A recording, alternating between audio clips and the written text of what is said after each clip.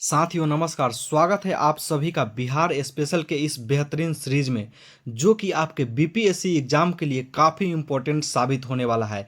तो चलिए बिना कोई टाइम वेस्ट किए हुए इस वीडियो को स्टार्ट करते हैं और देखते हैं फर्स्ट क्वेश्चन। फर्स्ट क्वेश्चन आपके बीच है, बिहार में 1857 के विद्रोह का नेतृत्व किसने किया था।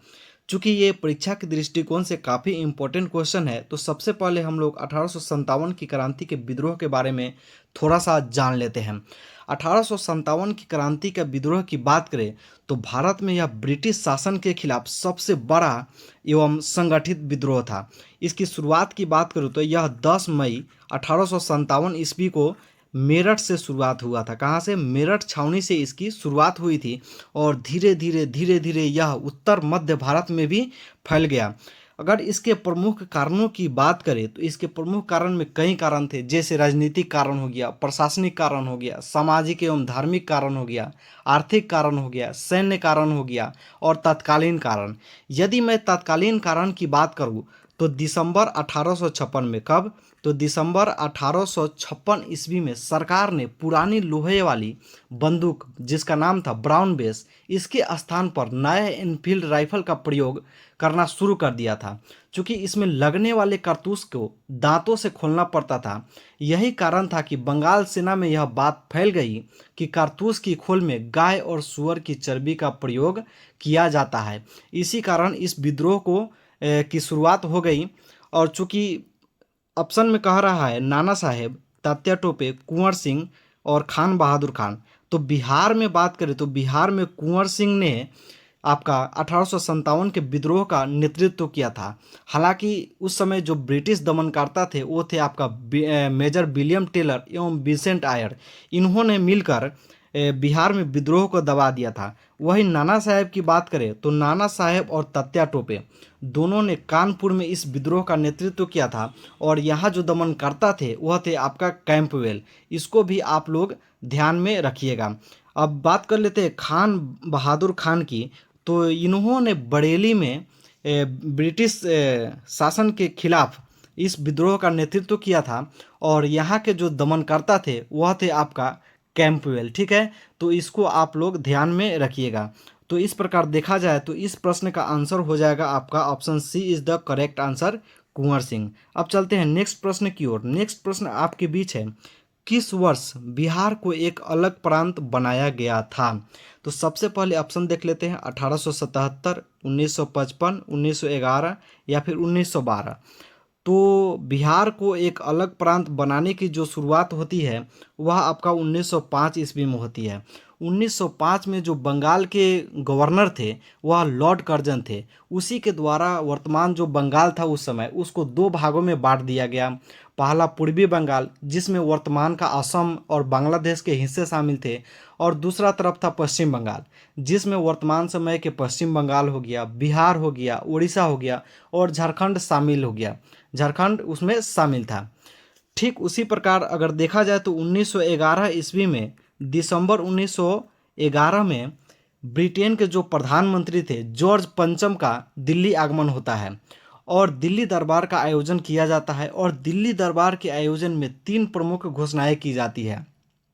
जो 1905 ईस्वी में लॉर्ड कर्जन के द्वारा बंगाल का विभाजन कर दिया गया था, उस बंगाल विभाजन को रद्द करना पहला प्रमुख कारण था। दूसरा प्रमुख कारण था कि जो कलकत्ता पहले से राजधानी थी उसको दिल्ली और राजधानी स्थानांतरित कर दिया गया। और तीसरा की बात करें तो बंगाल से पृथक नया राज्य बिहार बनाया गया।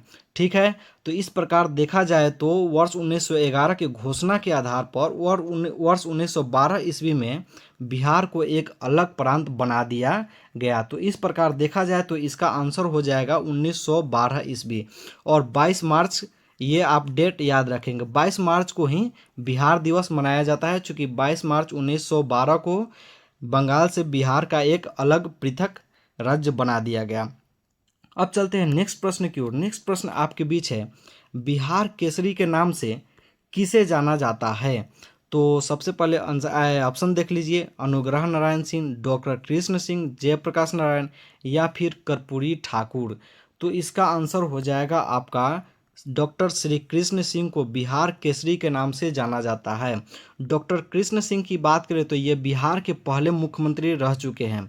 वही अगर कर्पूरी ठाकुर की बात करें तो कर्पूरी ठाकुर को जननायक से सम्मानित किया जाता है, ठीक है। और कर्पूरी ठाकुर भी 2 बार बिहार के सीएम रह चुके हैं।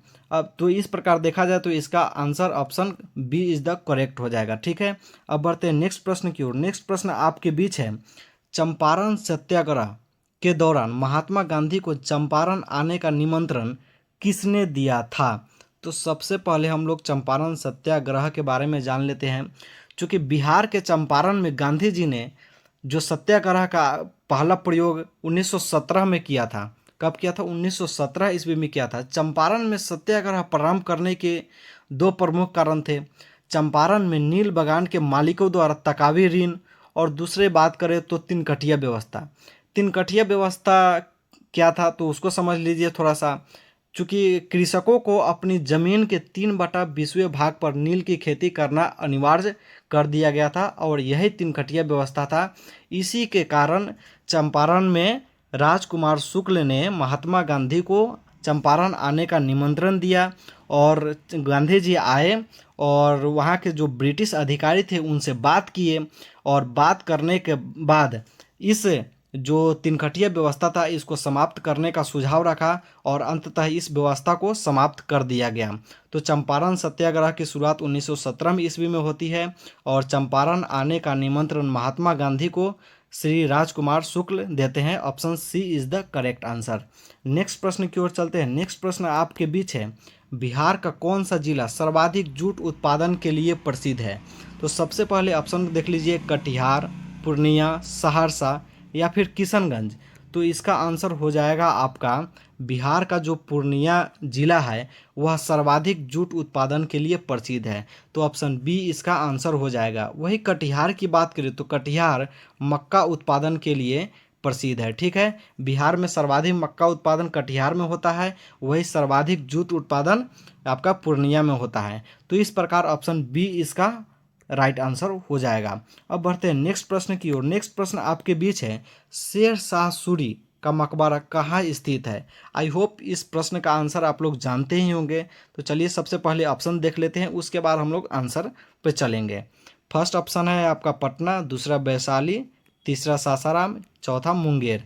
तो इसका आंसर हो जाएगा आपका शेर शाह सूरी का जो मकबरा है वह आपका सासाराम में स्थित है। तो इस प्रकार ऑप्शन सी इसका आंसर हो जाएगा। अब बढ़ते हैं नेक्स्ट प्रश्न की ओर। नेक्स्ट प्रश्न आपके बीच है, बिहार विधानसभा में कुल कितनी सीटें हैं? तो बिहार विधानसभा में कुल आपका 243 सीट है। ऑप्शन बी इसका सही आंसर हो जाएगा। चूँकि बिहार में द्विसदनीय व्यवस्था है विधानसभा और विधान परिषद की, तो विधानसभा में 243 सीट है। वही विधान परिषद की बात करें तो विधान परिषद में आपका 75 सीट है। वही बिहार में लोकसभा की सीटों की संख्या बात करें तो वह है आपका 40। अगर राज्यसभा की सीट आपसे पूछे तो वह है आपका 16। इसको आप ध्यान में रखेंगे, ये काफ़ी रिपीटेड क्वेश्चन है और यहाँ से हमेशा प्रश्न पूछे ही जाते हैं। अब बढ़ते हैं नेक्स्ट प्रश्न की ओर। नेक्स्ट प्रश्न आपके बीच है, प्रसिद्ध विक्रमशिला विश्वविद्यालय की स्थापना किस पाल शासक ने किया था? तो विक्रमशिला जो विश्वविद्यालय है वह बिहार के आपका भागलपुर में स्थित है। कहाँ है? बिहार के भागलपुर में स्थित है। और पाल राजवंश के राजा धर्मपाल ने ही विक्रमशिला विश्वविद्यालय की स्थापना किया था। विक्रमशिला विश्वविद्यालय प्राचीन समय में शिक्षा का एक बहुत ही प्रसिद्ध केंद्र रहा था और इसकी स्थापना धर्मपाल ने किया था। तो option C is the correct answer हो जाएगा आपका। अब बढ़ते हैं नेक्स्ट प्रश्न की ओर। नेक्स्ट एंड लास्ट प्रश्न आपके बीच है, कोसी नदी बिहार के किस स्थान पर गंगा नदी में प्रवेश करती है? तो सबसे पहले ऑप्शन देख लीजिए आप, छपरा, कुर्सेला, फतुहा या फिर मनेर।